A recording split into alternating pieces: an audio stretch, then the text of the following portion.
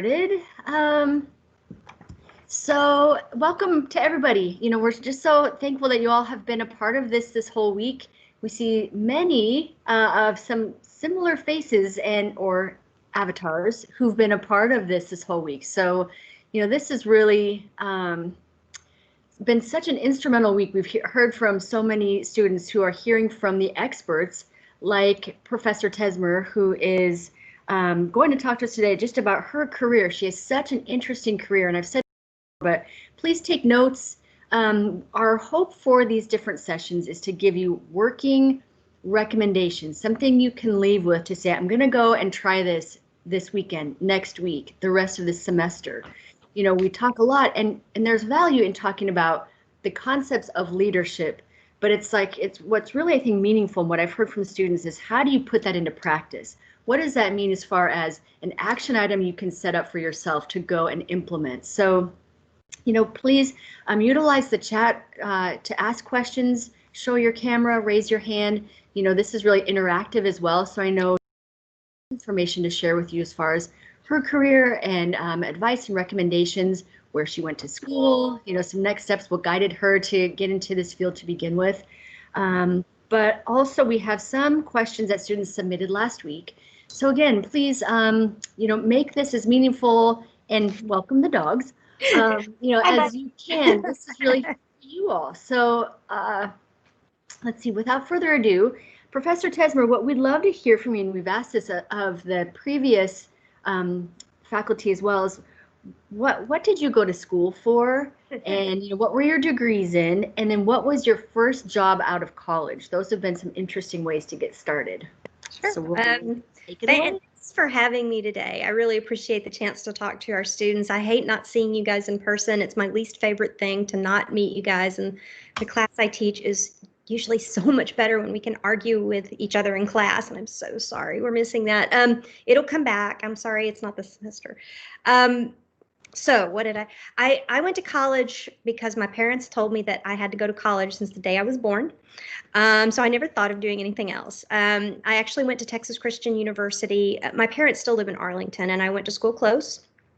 And when I went there, I, of course, lived in the dorms and did all that, but I was 30-minute drive from them. I was not an adventurous soul. And I studied business. So I had minors in English and history because I loved those, but I was really afraid of not being able to work. So I got a business degree, and I started in accounting, and I had an accounting teacher tell me I would not be a good accountant, so I switched to finance. And I love finance. It's a great way to learn how to use numbers for decision making in business. And so that was of great interest to me, and I did much better than the T accounts that I was struggling with in accounting. But the English and history were because I really wanted to go. I didn't know it, but I wanted to go to law school, and I kind of figured that out as I was studying business and these other more literary type and sociologic type studies. And so I wasn't sure I'd get into law school, so I hoped I could work with a finance degree if I didn't get in. But I did really well. I took the LSAT and got a perfect score. I was supposed to be a lawyer. So I got into some good law schools, but I went to law school in Austin. I got into Columbia in New York, but it seemed too far. And I didn't know much about New York. It's a very regional rural. So I moved to Austin, which seemed far to me. There was a top 20 law school, and it was a big law school. So we had 500 students there per class when we started, which for a law school is just huge. And we each had sections in each of the classes. There were 100 kids per section, and you took all your classes freshman year with your 100 friends. So every class was just 100. Also, that was really a wild academic experience for those of you who who consider law school. It was competitive. Every time you got grades, you were graded against everyone in your class. So there were only so many A's, B's, C's, D's, and F's that went out. And so you didn't get an A just because you did good. You only got an A if you did better than everyone else. So it was all on a perfect bell curve, and it was in order. So very competitive, number one. And number two, there was only one test a semester, one grade at the end of semester, and it was all written. And at the time, we didn't do computers, so it was all in those blue books. And I can remember one of my finals was 8 full blue books. So it was a lot of conceptual work, a lot of reading, a lot of writing, and really good education. It teaches you to think completely differently when you go to law school than other professions. So I graduated, and my first job was being a lawyer back home in Fort Worth. I got a job with a private law firm that I had clerked with over a summer. I felt so lucky because my other clerkship in the summer was in Beaumont, and Beaumont was very interesting. There's a lot of hard law there, but oh my gosh. If you think Houston is hot and humid and stuff, Beaumont is like, it's a lot. If you're from Beaumont, you know, you wake up in the morning and it's just solid outside, like gray fog, like every day, all summer. You know, it was strange. Nice people, great law, not the best climate. So I enjoyed my first job. But obviously I didn't stick with it. I went into totally different things. Great, thank you so much. Okay, so thinking back then to kind of that path that brought you to your first job, how did you then maneuver yourself into healthcare, or deciding that healthcare was the space you wanted to, or it pursued you or you pursued it? I guess that would be the question. A little bit of both. So, you know, life doesn't happen because you plan it. I mean, I'm sorry. A plan is really good to have. You should have a 5-year plan, you know, with little but it doesn't always work out the way you think it will, especially when you're younger, because things change fast, right? So I was in private practice and I didn't really know what kind of lawyer I wanted to be. So I joined a practice where we had a lot of partners with different, you know, specialties. And I rotated among the ones that they needed me the most in. So I was pretty good at litigating and good at business stuff, obviously. So I ended up in a bunch of insurance litigation, not and restructuring. So we had some huge clients, multi-state, that needed restructuring, both financially, and then we had problems with some of the contracts and debt we were managing, so you'd have to go into court and manage. So they stuck me on a lot of that for some time, and so I traveled and was in court and did complex litigation, multi-jurisdictional, for a little while. But I liked probate and estate planning and guardianship. I really like people who like to plan instead of cleaning up other people's messes. I was very into giving, you know, advice ahead of time, trying to get people to do good stuff. You know, I thought that was great. And so I was interested in both of those, and I had a lot of background in my studies from tax. I'd actually studied a lot of tax in law school. I didn't like that as much. It was just real dry, but it was really good for estate planning. So, you know, that type of tax instead of income tax. But I had one partner who had healthcare clients, and I also had some relatives who were like doctors and in healthcare. And of course, when you become a lawyer, all your family members call you for anything because, you know, I was the only lawyer in the family. And so they're like, hey, can you help me with this thing for free? So the answer is always yes, you know, for your favorite uncle or whatever. So I started doing that and I loved it. It was so interesting and it was super hard. So after about a year of peddling in that, I was like, I think I want to have a full-time healthcare law practice. I dig this. I mean, I'll do these other things on the side, but I want to get this as clients. The partner I had didn't have enough business to have like me work full time on that kind of stuff. And so he helped me and I went out and started interviewing from time to time, very limited, for jobs that were like primarily healthcare law jobs with other firms and stuff. And I got one that was full-time healthcare law, but it was so weird. It was with the district attorney's office. So that sounds criminal, right? But in Tarrant County, where I lived in Fort Worth, the civil and the criminal district attorney and county attorney's office are in the same office. They're combined. And the county represented JPS Health Network, which was the public hospital, and all the residency programs, so all the young doctors. And so we had an office of about 5 people who all we did is work on health system, hospital, clinic, and doctor stuff, all provider focused, my favorite, you know. So they hired me. I made less money, which was wild. I took a job for less money. and went to go do what I wanted. And then within a year, the administration of the health system had noticed me while I was representing them, and they offered me a job paying much more than either of my first two jobs to become the first compliance officer of the health network and to completely create the compliance program for the health system. I was 29. I reported to the board of directors, and I was the chief compliance officer and executive VP. It was crazy. And within 6 months, I was taking Xanax. It was way too much all at once. It was fun in a way, but it was very stressful, and I had a toddler. And so it was, a lot. And my husband was a lawyer too, and so we were pretty busy.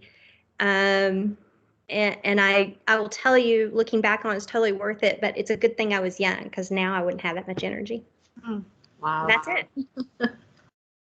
Okay, so thinking about that first job in compliance, we have had several specific questions about what are the careers in healthcare, in the hospital systems that are related to regulatory, to law, maybe with or without a law degree. Right. But can you talk a little bit just about in your experience, what are some of the different positions that you either have seen or that you would recommend to students on the call? And just kind of keeping in mind, we've got freshmen, like brand new into the program, but we've also got some dual degree students who are like MS, MBA, getting ready to graduate. So we do have a vast array of students who are different places and kind of considerations. But anyway, just your thoughts on jobs within some of these spaces that you are familiar with.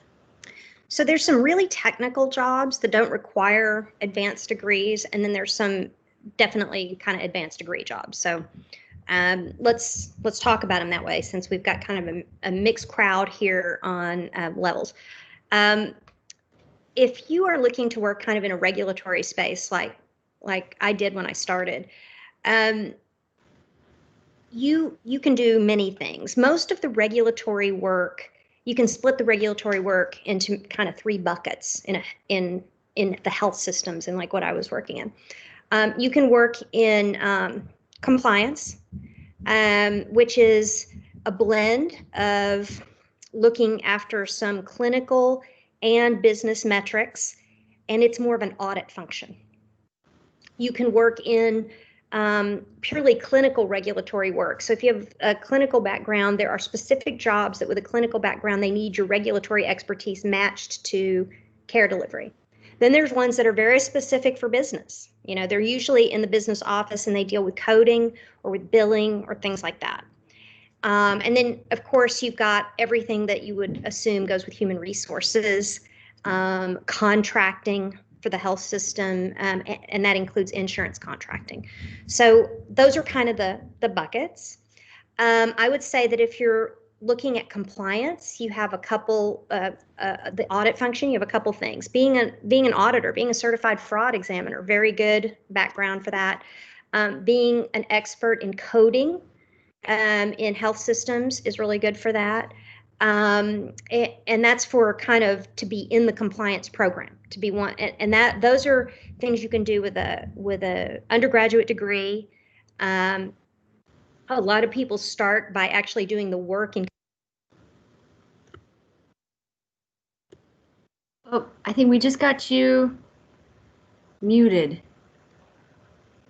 Weird. It did that by itself. I know. It has a. Try not to touch anything. I'm so sorry.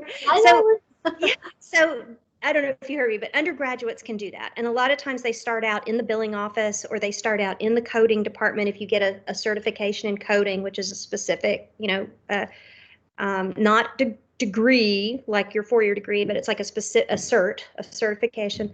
And then they'll move into the auditing section for compliance after a few years of working in the field, and they show interest in that because the auditors are looking for problems. And so it's good to come from an area that like you've worked it, so you kind of have an idea where the problems may be. Coding is in the business office, but it really helps to have some clinical in with that. So if you've been a rad tech or a lab tech or any of those kind of things, or farmer, so you can become a really good coder more easily, because so many of the terms involve medical terminology in coding. the billing side is a finance degree, accounting degrees, that kind of stuff, and then you go into that. And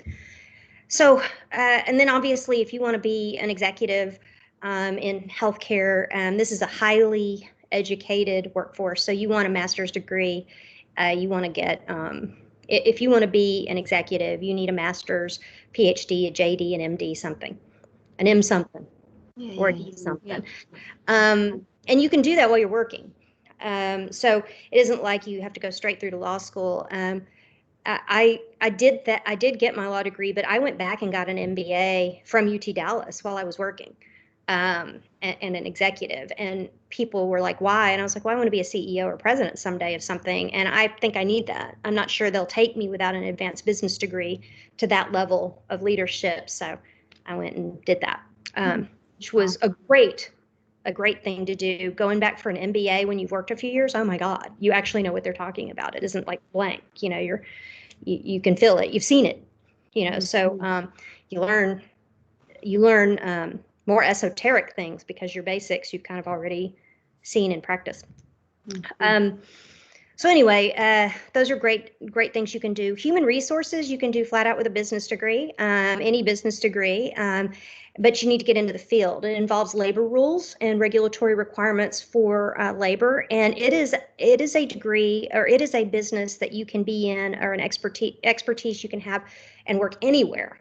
So a lot of the rules that you learn in HR are going to apply to a health system, but other industries as well. And actually, lately, healthcare has been pulling in HR people from different industries to get kind of a different take. So that's a very nice thing to do. Undergraduate is fine, unless you want to be the chief people officer, is what they usually call it now. And so then you might need a master's, or a lot of years of experience. And I can't remember what else I said. Oh, contracting. Contracting is something that they mostly want lawyers for. But you don't have to be the lawyer for the system. In other words, you don't have to be general counsel. There is a general counsel's office. If you get a JD, you can be one of the general counsel, either assistant general counsel or the general counsel that reports to the board. But there's a lot of lawyers, especially young ones, that jump in to be a specialist in contracting only for the health system. And that is a great place to start. It's actually a great thing to do before you become a compliance officer sometimes too, because there's a lot of contracting at that level. Yeah. I'd say those are kind of ways to do this, and really it's like a lot of things. The more education you have, the more experience, obviously, the more eligible you are for a higher level position. And if you come out with an MD and an MPH, you're going to start probably paid more, or an MBA. You're going to start out paid more. So over the life of your career, you may do better in total. But there's no reason, if that's not your bag, if you're not interested, to not start with your undergraduate and then go back if you need to, if that interests you. I mean, this happens in a lot of professions. My sister is a teacher. She's the only one in our family that doesn't have some advanced degree or another in whatever field we're in. She's never wanted to. She loves teaching. That's what she wants to do. And she's been happy her whole career. I mean, not every day, but most of the time. So. Sure. Yeah. Yeah. Great. Yeah. Well, so then, you've had so many interesting stories too, talking about the DFW Hospital Council Foundation. Can you talk about just what that is, how you got to working there, and then maybe some similar jobs related to that work? Oh, yeah. So I worked at JPS, as I mentioned, for about 10 years. I thought I'd be there like a couple years and then go back to law practice, and then I'd be a better lawyer. That did not work out. I was totally immersed in this health system, and they changed my jobs all the way through. So, I was a compliance officer. When I left, I was the network liaison for our physician group, and I'd actually formed our physician group. I ran a hospital in Arlington and a bunch of specialty clinics and urgent care clinics and primary care clinics that I opened. I recruited doctors all over the place. I had the entire quality program, clinical, performance improvement, all of the regulatory stuff still. The compliance officer actually reported to me. It was crazy. So they gave me a lot to do, and I learned a ton, right? But in doing that, you get out in the community a lot. So if you're working like I was for a public hospital system and you're doing all that, I spent a ton of time outside the building, going to different meetings. One of the things that I got put on was the Dallas-Fort Worth Hospital Council Foundation's board as a representative of the health system of JPS. And I was their vice chairman. And the reason they put me there is because of my background in law and in quality, because the foundation was a nonprofit organization where all the health systems and parts and other community representatives got together to do projects together to improve quality, improve access, and reduce cost of care, and do really unique research. And it also had this huge technical asset. It had a huge data set that all the health systems shared. They sent all their data from every patient encounter to this one data set, and that could be used for specific purposes that they would allow you to use it for. So they put me there because of my background to represent JPS, and also to a broader extent to represent Tarrant County, Fort Worth, because a lot of the people participating were on the Dallas side. It's a bigger market. And a year in, our president retired. Actually, she didn't really fully retire. She retired from full-time work. She became a prof at Texas Tech in informatics, no doubt. And she was a nurse. And the guy who ran the hospital council, he still does, his name's Steve Love, came and asked me if I'd be interested in the role. He came out to my hospital where I worked in Arlington, and he pitched the idea. So I guess my point in that is, when I joined it, I agreed to try it. I talked to all the people I already worked with at JPS because it's politically sensitive. You know, I already had a job and they were members of this group. So I was like, I got to tell everybody if I'm going to try it. And they were supportive. I think they were a little nervous. You know, I did a lot of stuff and I was going to be hard to replace in a way. And so, you know, they were nice about it and helpful. And they, of course, support the organization. So it worked out and I did that. I went and worked for them and we grew it a lot. So that's a nonprofit. We started getting millions of dollars of grants from the federal government, the state government. We did a lot bigger projects, research with people around the country, and none of that was really being done when we got there. We also built an entirely new, as we should have, analytics platform, because if you start a place in 2008, by the time you get to 18, everything's changed in IT. So we kept upgrading all the technology systems for use by our researchers and by our health systems. And we upgraded massively security protocols, privacy protocols. We had, and right before I left, we moved everything to the cloud, which was quite a project. So there were technical things there, but again, a lot of my job was to partner with people in the community, all the public health departments, all of these different community organizations, everything from the Meadows Mental Health Policy Institute to, you know, the Community Council of Greater Dallas to small clinics in Tarrant County and all the rurals. We covered a 42 county area with a lot of our projects, and some of our projects were focused on doctors. Like we got a ton of money to put electronic health records into doctors' offices during the push for electronic health records, you know, many years ago now. So there was a lot of good work, mostly tying things together that had been very disparate or not happening for a long time. How do you get into something like that? I have no idea. I got to tell you that I think that your opportunities come from doing more than your job description. And so I was always eager to go out in the community. I'd been a member of the bar and the president of the Young Lawyers Association. I always did stuff outside of work, mostly because that was so much fun and you got a chance to. And that created opportunities. So I think that's how you move between things, is that you're representing what you're doing already well to others that don't know as much about it. And then they grow to see you as someone who might be an asset doing something else. Wow. So then thinking of your, because you've had such interesting positions, what's been your favorite and what's been, I don't know if I want to frame it as the worst position, but the most challenging perhaps? That's two words. Well, you know, I'm not going to throw any place I worked under the bus. So I won't say worst, but I can tell you the best and worst situations and where they happen, because sure. I liked work. I've liked all my jobs.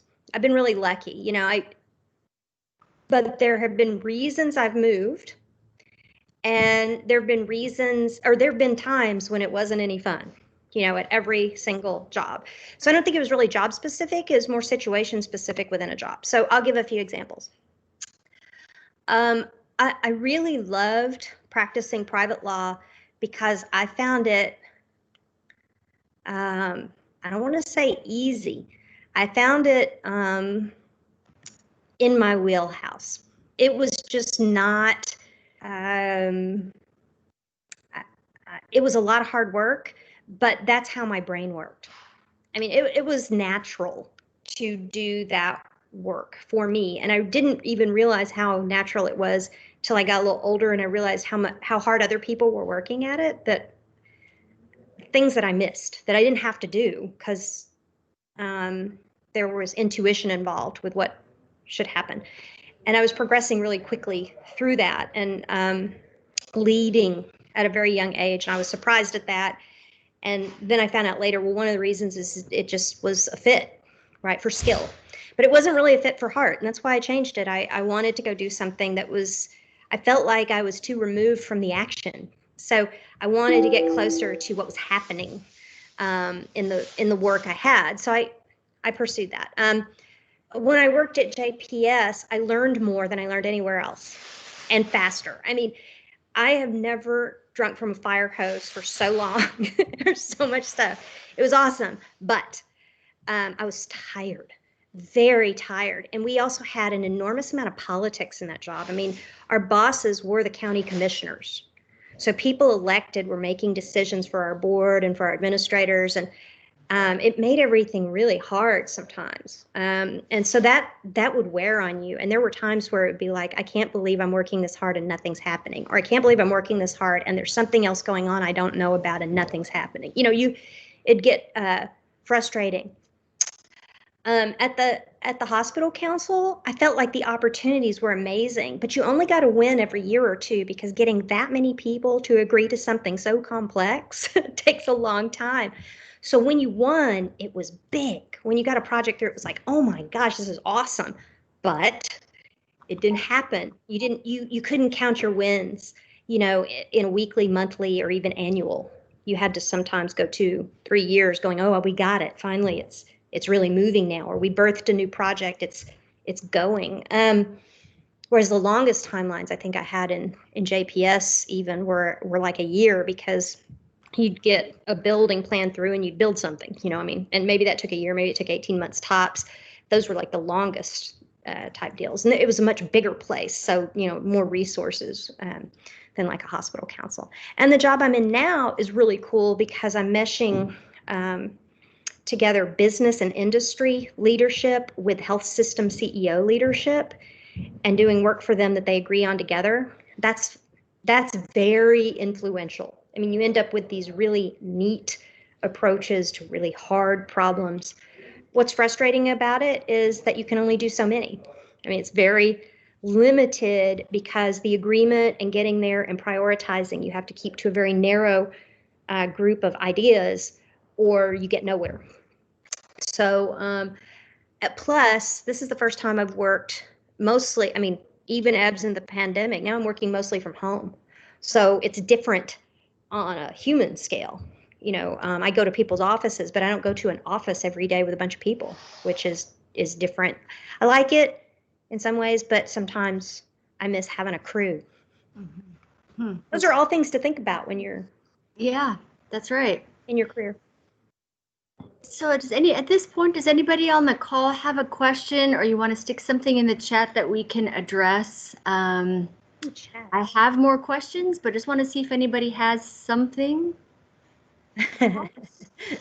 Well, so something that comes up and has come up this whole week would be, okay, what are some things, recommendations you would have education-wise and probably more on the networking side, but things students can do now while they're in college, either that's undergrad or graduate, to prepare themselves if they are either considering pursuing a career similar to what you've had, or if they even want to just see, is this something they might consider? You know, healthcare is so broad, and so I probably get 10 or 15 emails or calls a week from students of just, I want to ask a question, should I take this class because I'm considering this, or I don't know what I want to do with this degree. I definitely know I want to get into healthcare at some sort. You know, should I do graduate school or not?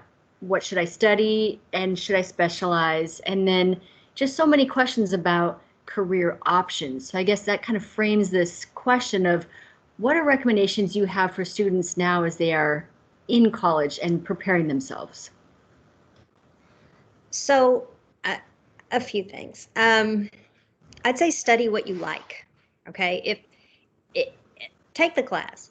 If you don't like it, don't take the next class. I mean, I'm really serious about this, and I mean, I know that's hard to sort sometimes because sometimes you get a class that's taught by a prof that maybe is kind of boring, but the topic might be good if it was a better, more engaging speaker or something like that.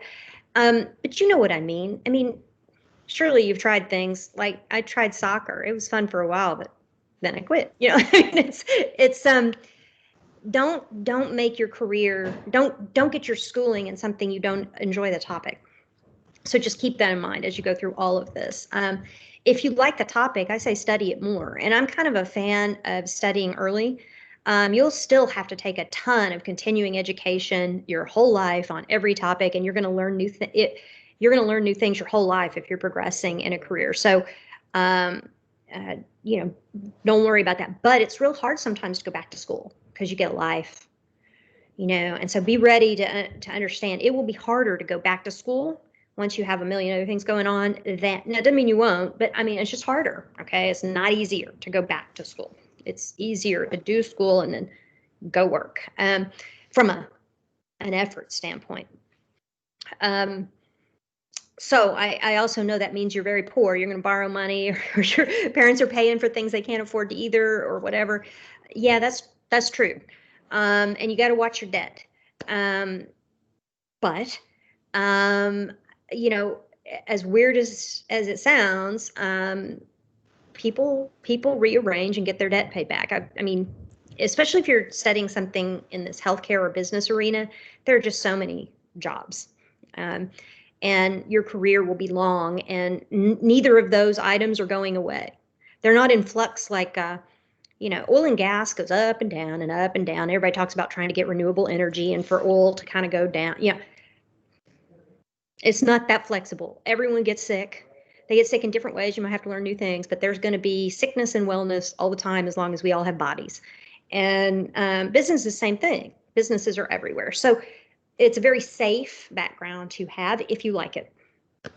So I'm encourage you to invest in your education in these fields. I'm not sure if what my daughter is paying to become a painter is going to be worth it. I can't tell.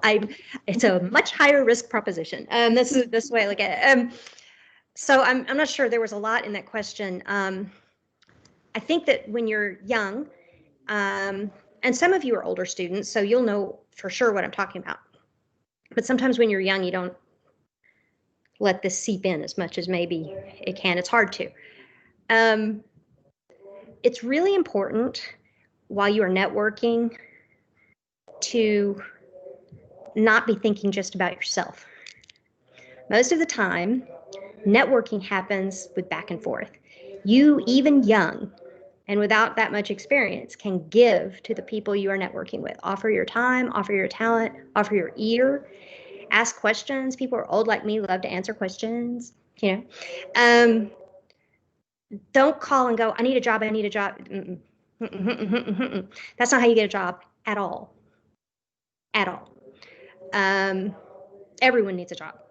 That goes without saying. What you want to show is that you're a team player, that you're empathetic, you're sympathetic, and you're patient. You want to be part of the people you're talking to, not other than. And it is really hard to be that when you need a job. I mean, I've been there. But it's super important. Most people who get a job and they keep it make friends. And the next job is usually because you know someone that you didn't work for. Okay. And they're not going to be interested in you unless they're interested in you as a person because you don't work for them and they don't work for you. So I don't want to be trite and say be a good person, but that doesn't really help. What I'm saying is do for other people. That's a great way to get where you want to be. And that doesn't mean everybody you do for is going to give you. You put in 20 coins and you get 2 back, but the 2 you get may be just the 2 you need. So I say think of it that way a lot, and try to keep, it's hard when you're 22 to keep your life in perspective. There's at least 70 years for you guys coming after that. It's a long time. Everyone you meet is going to remember their encounter with you. And if they don't, you're going to remind them. And then it'll be positive. Having that positive just vibe is very important. Most people don't remember details. They just remember how it felt to be with you. So, try to remember that. Yeah. That's wonderful perspective. I think that so many times we are so focused on kind of this checklist of things to do rather than what are some things we need to be, and like that influence of when I leave a room or I leave a situation, what is the influence that's left, or what is it that, how am I impacting other people? And I think especially in healthcare, it seems to be really an important thing to know. The best leadership advice I've ever heard, and there's been tons of leadership advice. I don't know how many classes and seminars and papers and books I've read and all that kind of stuff, was just, if you're really at the top of your field, or if you want to be a leader, and if you are a leader, you want to leave every conversation with people feeling better at the end of it. That sounds like that, that is hard to execute. I mean, first off, you're going to blow it. Sometimes you're not going to make it. But you want to go into every discussion you have hoping and working on the person across from you, or people across from you, that they feel better when they leave than when they got there. Mm-hmm. Certainly not worse. Mm-hmm. Neutral is probably not enough. You really want to shoot for better. And that means you have to be a certain way, mm-hmm. and you have to act a certain way. And the knowing stuff, once you get your first job, people are going to assume you know more even probably than you do. And you'll learn fast, you'll pay attention and all that kind of stuff. You're not going to get through your degree without being competent. That's not the issue. You will be. But who you are and what you are striving to be will determine how fast you progress, I think, in many ways. And also luck. I mean, you're going to get some opportunities, and you want to, if you're able to be more flexible, sometimes that can be better. But you won't even get those chances if you're not a certain way with people. So smart. It sounds really easy, like kindergarten stuff is really hard. It's hard when you're stressed and you're really overworked and you're trying so hard, and you've got your checklist to forget it for a minute and pay attention to where you are. Yeah, that's so smart. I hope everyone's paying attention. I don't know. They're probably multitasking while I'm talking about this. They're online typing something or trying to catch up on a paper or God knows. Oh, yeah. So I feel you. Thinking through, I mean, so you are from this area, and so you've experienced working with so many different organizations in the DFW area. But so for the kind of the audience that's on this call, are there organizations that you recommend they seek out for maybe their first job, or even maybe not their final job, but is there, if they're setting some goals for themselves as far as I want to work there, can you just talk a little bit about what you know of some of the different maybe healthcare organizations in town, nonprofit or corporate, and maybe just some recommendations about how to seek jobs in those areas? Okay, it's weird now because of COVID. So all the places that I would say be there in person are iffy because not everybody's letting people in. So I'll give a great example. I always tell people, look, when you're in undergraduate, you need to be volunteering somewhere. Sorry, but I know you're busy and stuff. It's hard sometimes to get paid to do a job in these places. You need to be volunteering somewhere. So volunteering in a health system, volunteering in a food bank, volunteering in something that deals with either health or the social determinants of health, where you meet these people and where you are giving. Okay. There's a culture in our field of helping other people. And so if you're one of those kind of people who really wants to help other people, you should be out there and showing that off. It really is how you run into people and stuff happens for you. So when you're young, you are usually the best thing you can do in those fields. The thing that these people need are hands on deck, that you don't have a ton of money to give donations. You don't have a lot of experience to sit on a board or advisory councils or things like that. So, showing up and volunteering is a big deal. Some health systems right now, some nonprofits are not taking in new volunteers because they're concerned about spreading disease and the control of the environment. It has to be kind of tight right now. But some people are still offering internships or some volunteer opportunities, and I would say take advantage of those. Do it near where you live. Don't make it hard on you. There are places all over the place. So you're in Richardson. There's some great places up there that help with homelessness and food, and there's also hospitals up there. You have a Methodist hospital right down the street from you guys, okay? And the guy who runs the place, Ken, is a great guy, and he sits on the city council there in Richardson. He's like a dude, and he wants to help UT Dallas. So there are places you can hit like that. I know that doesn't make you money, and maybe you can't afford to do that, but those are good places to go. I also say that, if you're looking for an opportunity to work in long-term care, there's a lot of things right now that people need in long-term care because they've had this shift in how people can visit and not visit and all that stuff. Contacting those organizations and saying, hey, do you guys need anything that college students could do? For example, do you want us to send flowers? Do you want us to send notes? Do you want us to do that? That is huge. You actually have a student who was doing that kind of stuff and wrote me a note and said, I'm doing these kind of things and I'd really like to do more at another place to try to get my foot in the door. And that student now has an internship somewhere. And part of the reason for that is because they were doing those things along this COVID time period. So there's opportunities even with COVID where you can do things and reach out and call those places. In a normal life, I just say always join an auxiliary, whether it's for a community organization that you care about the topic. I care about homelessness. So, and I also care about food, but I don't like to work in a food bank because it's dark and there's heavy things. So I like, there's this place called Bonton Farms, which is this farm place down in South Dallas. And I like to get dirty. So Bonton Farms, you will find me sometimes digging holes and putting in stuff. Why? Because I like it. Okay. But also, who do I meet there? I meet the guy who runs City Square, which is another big homeless place, and the Austin Shelter is another big homeless place. So then I can do some things for them that, they need. By the way, that's not showing up right now. They don't need people in the homeless shelter. They got enough humans running around right now. So it's I'd say those are the things you should do as a student. Not only is it great on your resume, and it'll tweak something for someone looking at your resume, but you will learn about people you do not know about. And in healthcare, you treat everybody. Mm-hmm. And so you will have a broader view of the world. And since everyone gets sick sometimes, you will get exposure to everybody, people who are not like you. And that will make you better. Yeah. Thank you.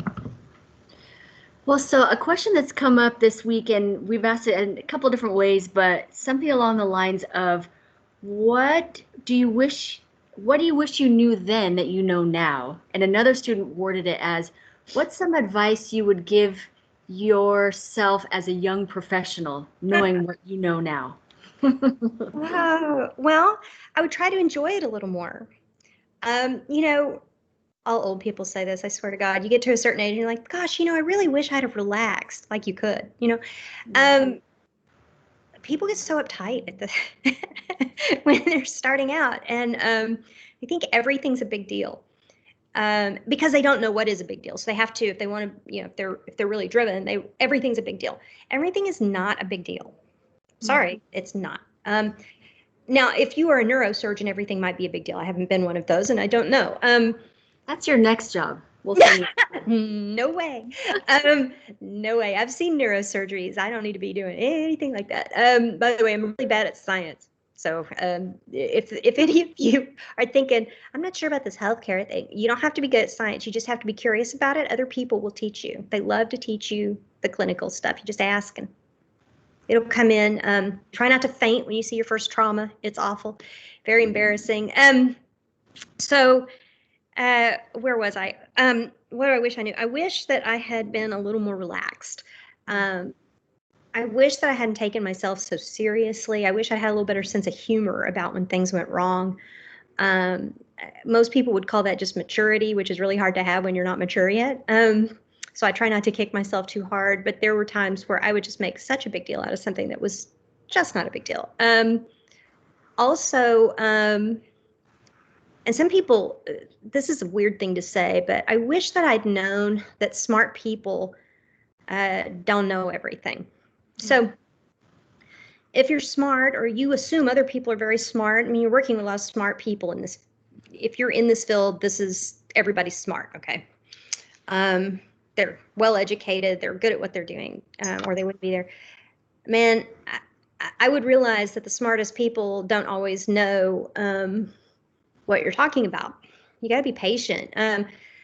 Like if a neurosurgeon comes in and starts talking about something, it's very obvious I don't know what's going on, and I ask a lot of questions. But when I come in and start talking about how to restructure debt so we can have a new neurosurgery suite, a neurosurgeon is not going to look at me and admit that he has no idea what I'm talking about. And I'm thinking, you're real smart, so you know what I'm talking about.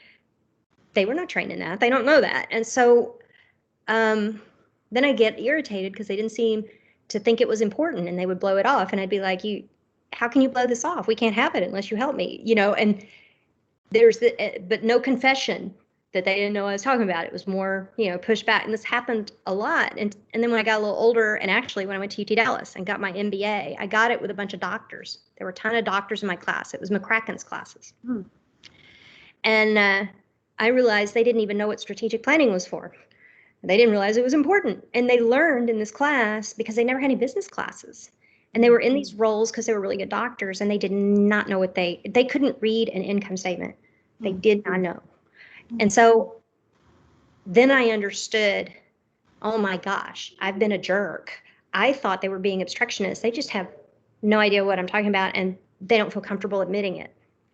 So I wish I'd known that when I started, that my expertise was not something, although it seemed practical to me, it was not something everybody had. And I should have been more patient and asked more questions and tried to develop a relationship of trust where they felt like they could tell me. That accelerated my career so much when I realized that. And I always felt comfortable telling them, I stopped taking biology in 10th grade. You're going to have to explain that to me. But they did not feel comfortable with things I knew and telling me. So sometimes they'd come quietly and ask me a question on the sly. And so knowing that about smart people, that they can be really smart at some things but not understand where you are, very important, so that you're patient and helpful instead of assuming the worst. Yeah. Great. Well, anybody else have questions at this point? Anything you want to stick in the chat? We've got just a few minutes left. It's so quiet. I know. It must had been a long week or something, I'm guessing. Well, if you guys want to send me a note afterward, feel free to email me, guys. I'm in the book, and sometimes people don't want to ask a question on a group. Yes. You're welcome. You talked a little bit about some things you've read, articles, maybe books you've read. Are there one or two things you would recommend that students maybe spend some time in either websites or a book, an article, or something that they would read, maybe just to prepare themselves a little bit or provide some more insight from your perspective? I think you should read to your own needs. One of the things I mentioned to you is that I wasn't very always as inclusive in my thinking as I wanted to be when I was young, and I wanted to grow more that way, where I would be more open to people, what's important to other people, and where they're coming from as people. So I've read a lot of books. I have a huge collection over here. I'm looking at my bookshelf, and I don't keep all my books. I actually, give them to people when I'm done. But things I've kept, I have multiple books on every type of religion. I read the Tibetan Book of the Dead. I read the Torah. I've read the Bible cover to cover a couple times. But I mean, also books on it, like explaining things. I have a great book on Islam that I read years ago that I've kept, and it's all dog-eared everywhere. Mostly because I want to get it. These are things that for a lot of people are very important. I also have a lot of book on atheism and agnosticism and all the different, perspectives on this. I've never wanted to be in seminary or doing that kind of stuff. It's more a sociologic type thing that I like to read. I think those are important. I think when you're young, it's really important to read different leaders' books. I read one when I was a young woman called Elizabeth the First CEO. and I remember it because, I didn't have a lot of women examples of executives, much less of CEOs at the time. And it was interesting how she, as a very successful long-term monarch, granted, she had God-given authority to be a royal, which none of us have, but she managed herself a certain way. And there are assumptions sometimes in cultures about women, and she figured out how to work those. And I thought that was interesting from a leadership perspective for women. I'd be happy to give you a book list. I'm kind of looking over here. What else? I also like to read stories. So I've read Les Miserables. I mean, you can really learn a lot about people reading fictional works about people. Sad things, happy things. So I think fiction's just as good as these nonfiction books if what you're reading for, granted, sometimes you just need to read things because you need to relax. But I think it's really cool to read even fictional books looking for character insight and to learn about humans. I will not recommend to you things to read about healthcare and business because, like the technical parts, because there's so many and there's so many good ones. And you're probably only reading those now because that's all you have time for. I don't know. There's a few other things. You might want to read The Art of War. It's a really good. It sounds warrior-ish, but it's not. Well, it could be, I guess. But I've never been in the military. It's more just a great strategy book. And so if you are a strategist, it can be an extremely good read on. You don't want to forget things that are very practical while you're trying to make something happen in the universe. It gives you a lot of ideas about what not to forget. I'm not talking, they translate into the real world. So it's not just a old Eastern book on war. It's a different thing. Okay, great. Yeah, that's great. Well, we are just so appreciative of your time. We are recording this session, and so this will go out to everyone who attended this call. Eventually, it'll be we'll have it on the web pages, both the BS and MS web pages, so students can go back and look. But thank you for also just being willing for students to reach out to you, if they have questions or want to know more about your career path, classes to take, maybe some other recommendations you would have. We just are just so thankful. Thank you so much. Anybody else have a question you want to pop in? We've got 2 minutes left. Thanks for having me, Quincy. It's really been nice to be here, and I hope it's been helpful. And if there's more y'all need, either you or anyone on the call, please, you can reach out to me. So I'll do what I can. This is good. And this is the finale of our coffee chat session. So we've got an alumni panel here at 1 o'clock. But I think this was a great cap to the week of, really real world, tangible advice and recommendations that students can implement. So we really appreciate your thoughts and your insights. All right, everybody. Thanks everybody for going into or at least exploring healthcare. You'll not be sorry. It's great. Great way to spend your life.